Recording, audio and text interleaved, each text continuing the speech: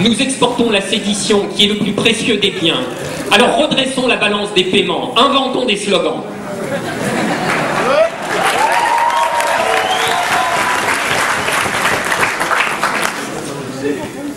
Schopenhauer disait qu'on ne fait pas faire des ruades à un cheval de bois. Je ne suis pas sûr qu'on va se faire des meetings universitaires, mais enfin, il me revient de conclure et je vais le faire à ma manière, dont peut-être il faut que je m'excuse par avance.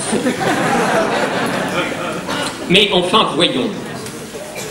On a là un avocat teigneux. Il nous manque le syndicaliste énervé. Hein.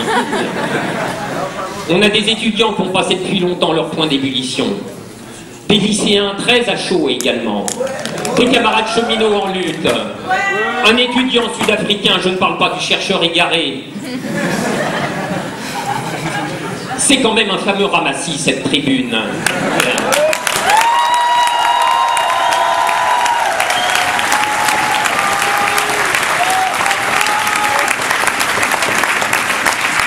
C'est la cour des miracles, il y a tout. C'est vraiment l'horreur, je veux dire, c'est un cauchemar. C'est un cauchemar de ministres, de directeurs de cabinet, de conseillers techniques. Je pense même à ce pauvre permanencier des renseignements généraux qui est quelque part. Nous saluons.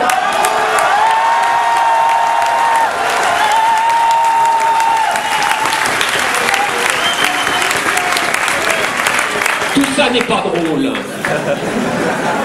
Et c'est vrai que c'est l'horreur pour eux.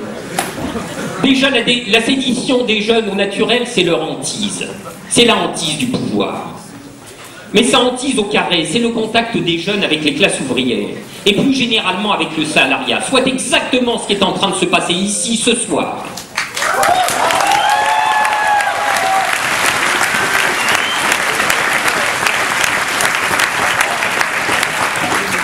Au demeurant, nous le savons bien, cette catégorie de la jeunesse est des plus filandreuses.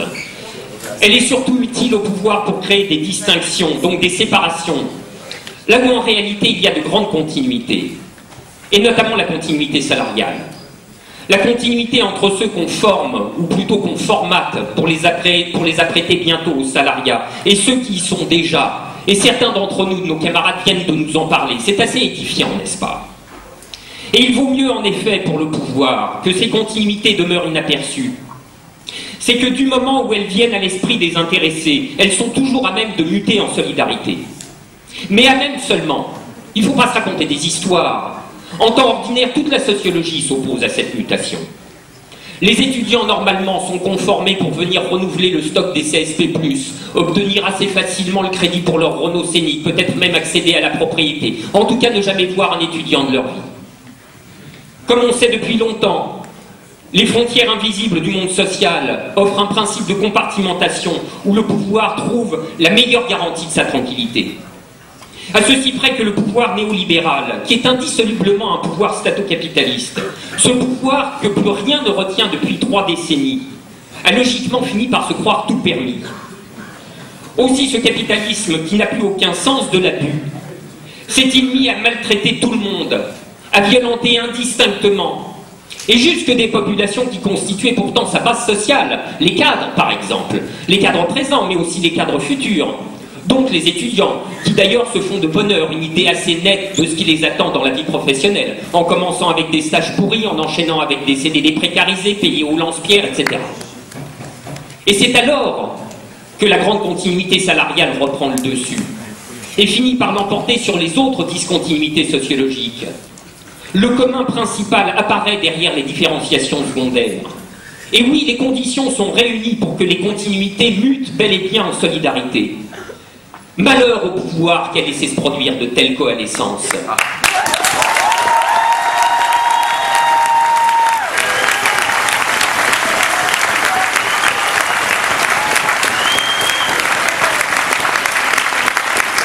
Et malheur à lui, en effet, parce que nous en sommes bien là. Et que la décompartimentation, la convergence des luttes jadis séparées, entraîne inévitablement le dépassement des questions que chacune posait localement par devers soi, vers des questions d'une bien plus grande généralité, adéquates précisément à ce qui leur est commun. Dans ce cauchemardesque alignement de planètes, le pouvoir se retrouve confronté non seulement à la réunion de gens qu'il s'efforce habituellement de tenir séparés, mais à des questions qu'il s'efforce de maintenir refoulées. Les questions préalables au paisible exercice de l'administration ordinaire, qui peut à la rigueur répondre à la question « comment ?», mais qui se trouve totalement déconcerté quand on lui demande « pourquoi ?». Or, pour ce qui nous concerne, nous en sommes maintenant à quelques pourquoi assez fondamentaux. Qu'il soit bien clair désormais que nous nous foutons de la loi El Khomri. Bien sûr, la loi El Khomri est là, et je serais presque tenté de dire, à notre plus grande satisfaction d'ailleurs, il nous manquait réellement un petit quelque chose pour faire précipiter à grande échelle tout ce qui est en suspension depuis si longtemps.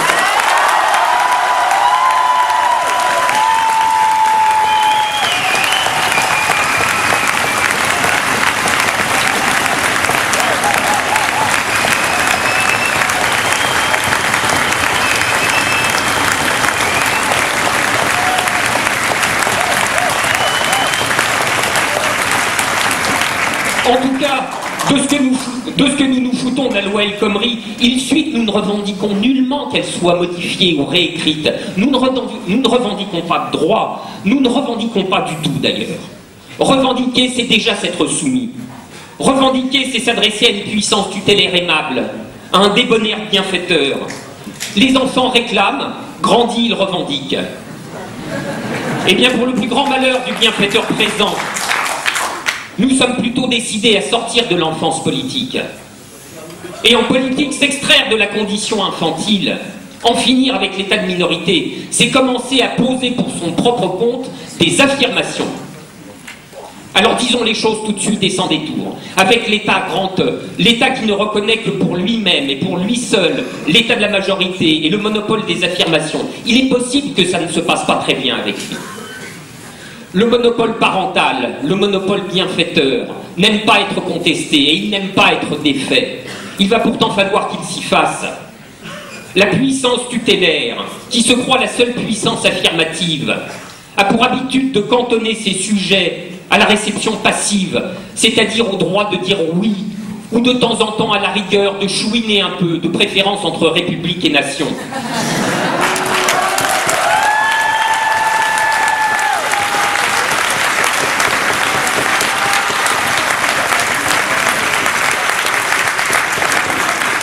Et la puissance tutélaire tombe de haut quand elle découvre ce qu'elle peut à peine concevoir, que les gens sont fort capables d'affirmer des idées à propos de ce qui les intéresse au premier chef, leurs existences mêmes, et spécialement leur existence au travail. Ils le peuvent d'autant mieux qu'ils reçoivent aujourd'hui cette aide inespérée à la clarification de leurs idées que leur apporte la loi El Khomri, qui se propose comme jamais d'établir l'empire complet du capital sur le travail. En réalité, cet empire-là, bon nombre de salariés en avaient déjà l'idée claire et distincte. Tous ceux de nos camarades salariés qui se sont exprimés à cette tribune savent de première main ce qu'il en est de vivre sous l'arbitraire souverain du propriétaire des moyens de production. Mais la loi travail, qu'on pourrait peut-être d'ailleurs tout aussi bien appeler la loi capitale, cette loi travail aura eu ce merveilleux pouvoir de faire encore mieux connaître à ceux qui s'apprêtent au salariat ce qui les attend, de nous conduire à prêter l'oreille à ceux qui y sont déjà dans les positions les plus fragilisées, que personne n'entendait plus, alors qu'ils ont tant de choses à raconter. Bref, elle aura eu le merveilleux pouvoir de nous réunir. Et pas seulement de nous réunir autour de questions fondamentales, parmi lesquelles celle-ci. Qui a besoin de qui? Entre les propriétaires du capital et les salariés, qui a le plus besoin de l'autre? C'est une question qui n'a rien de neuf. Les années 70 se l'étaient déjà posée pour leur compte, et avec beaucoup d'intensité. Elle n'a certainement rien perdu de son actualité depuis. Et c'est d'ailleurs bien plus qu'une question. C'est un fer de lance. C'est un critère. C'est-à-dire une arme pour faire la décision. Malheureusement, pour ceux qui croient être du côté du manche, le critère ne tranche pas en leur faveur. Eh bien, le jour où de cela, tout le monde aura une claire conscience, je ne donne pas cher de leur peau.